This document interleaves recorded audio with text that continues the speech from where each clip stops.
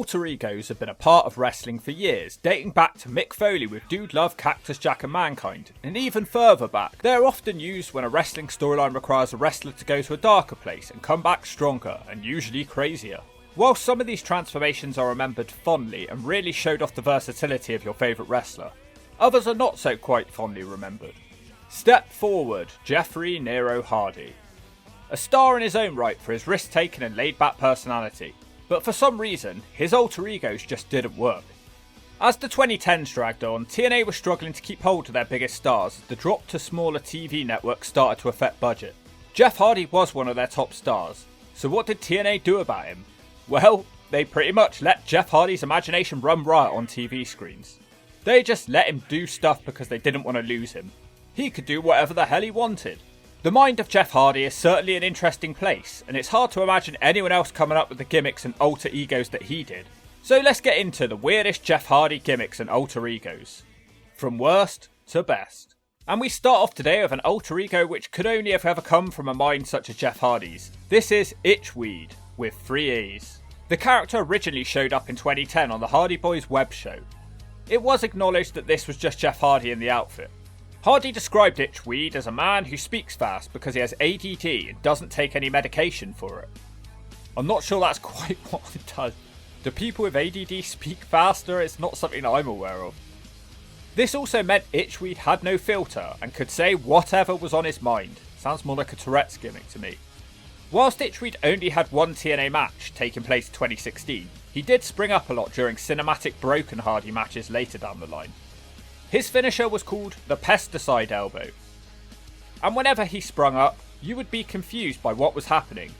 He didn't feel like a wrestling character, instead he felt like one of the hillbillies off Wrong Turn. I guess this sort of unhinged behaviour could be used to scare other wrestlers, but TNA never made a serious attempt to make this character work. Instead, Itchweed was just a random thing that happened from time to time because it was Jeff being Jeff. It didn't accomplish anything except making Jeff look more of a whack job than he even was. And we all love him for it. I believe in Santa Claus. He's a man with big red balls. Halloween's my favorite holiday. The inner monologues. Many of my viewers will know about the clip I used of Jeff Hardy complaining about people stealing his Swanton bomb. Whilst that never actually happened, what did happen was bizarre. In 2012, TNA would occasionally let us hear the inner thoughts inside Jeff's head. Completely out the blue too, it was jarring to say the least. Jeff delivered his inner monologue in a dry, emotionless voice, unintentionally turning this into a comedy segment each time it happened. Tell me something I don't know. When you're the world champion, so many words seem shady. I don't know if James Storm is a cowboy or an outlaw. The camera would do a slow motion zoom in onto Hardy's face as he delivered his incredible thoughts. We were not that far removed from the Victory Road 2011 debacle a year earlier, but it was interesting to know that Jeff Hardy looked down on James Storm for drinking too much, despite whatever Hardy got up to on a Friday night. James Storm's great, but he drinks too much.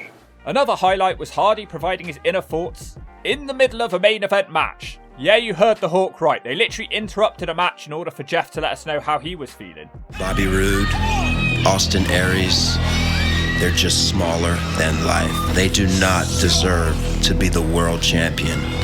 Something has to be done. This whole stage of Hardy's career only lasted a couple of months. This was the TNA World Champion at the time too. Props to TNA for at least trying something new though. But the show was supposed to be live, and being able to hear the inside rambling inside Jeff's head certainly took away from the live feeling. I guess it was all done to make Hardy feel like more of a main character, but it just didn't fit on a wrestling show.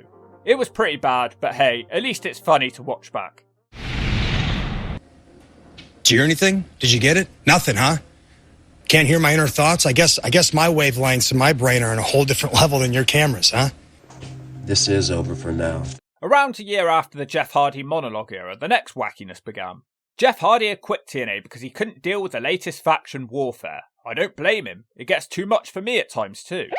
Hardy disappeared from TNA for a few months until some weird hype promo started playing on Impact for a new character debuting. This was Willow the Wisp, a former Jeff Hardy character from his indie days in Omega in the 90s. Willow the Wisp was supposed to be a darker, more crazier, more intimidating version of Jeff Hardy. He also had an umbrella for some reason. If you're wondering what a wisp is, it was another name for a ghost in English folklore. but most people thought he was pretending to be a wasp due to the way he buzzed during his promos and flew around. They literally ditched the Jeff Hardy name and just called him Willow. Whilst TNA was doing this to sweeten the pot and encourage Jeff Hardy to stay with TNA, you have to question how sensible it was to ditch the Jeff Hardy name. What's the point in having a big name talent if you're going to call him something completely different? And he just didn't resemble Jeff enough for some fans to realise it was the Hardy Boy. It's not like the Three Faces of Foley when you can clearly tell that each character was still portrayed by Mick Foley. He was just a masked moron. Apparently this was all brought on by the Hardys' love of the Great Muta. So for the next 6 months, he was no longer Jeff Hardy, he was Willow. And that leads me on to another reason that this didn't work. He didn't have any memorable moments or matches at Willow to make people remember this gimmick as being a good thing. He wasn't pushed that hard either, he mostly had mid-card feuds.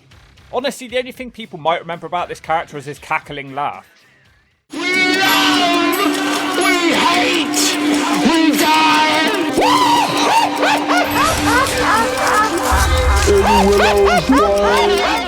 In the end, General Manager Kurt Angle begged Jeff Hardy to return, probably because Willow sucks so bad.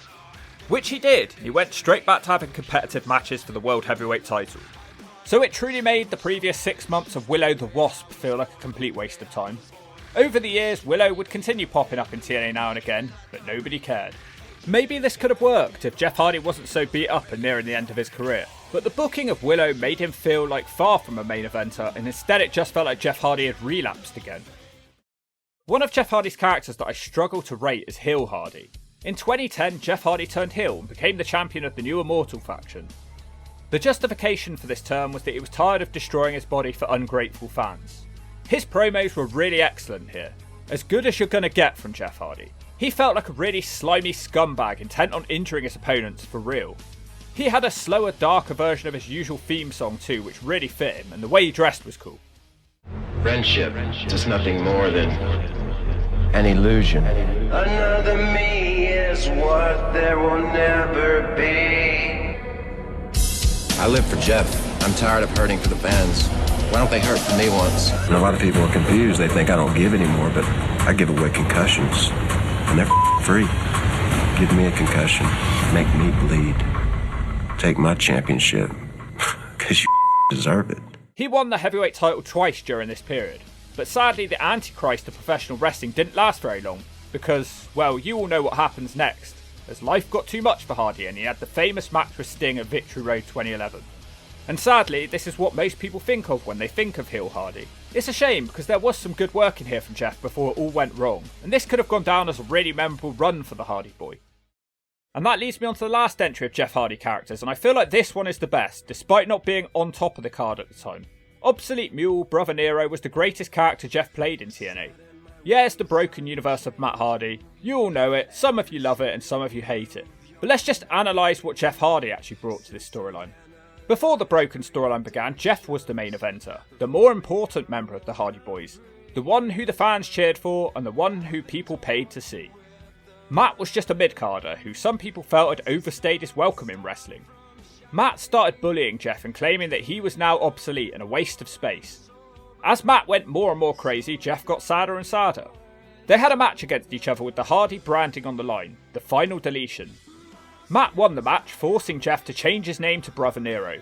Jeff became a mid-carder, whilst Matt became the main eventer. Jeff at first disobeyed Matt and hated being forced to obey him. The bullying continued from Matt and his wife Rebby, but eventually he accepted being obsolete, even singing about it as his entrance music and throwing himself through a table to show Matt that he was now broken. Nero! Brother Nero! Brother Nero! I am Brother Nero. You'll fade away and classify yourself as obsolete. Obsolete. The fans loved it. They had memorable matches and became the highlight of TNA for 2016. It was fun seeing Jeff take a backseat to Matt for a change. The cinematic matches were memorable, and for those reasons, Brother Nero, the obsolete mule, accomplished far more than any of his other gimmicks and alter egos. So I have to praise Jeff for helping his brother have a run at the top of the company while sacrificing his own career to elevate his brother's. It's a shame there was a bit of a messy end to this storyline with the Hardys leaving TNA mid-tag title reign and then arguments over who actually owns the rights to the Broken Hardys. But I guess none of that matters now because Broken Matt is back in TNA once again. Will the obsolete mule join him? Who knows? But the Brother Nero character accomplished more than most, and if you don't agree with that, I'll keep it simple. You're toast.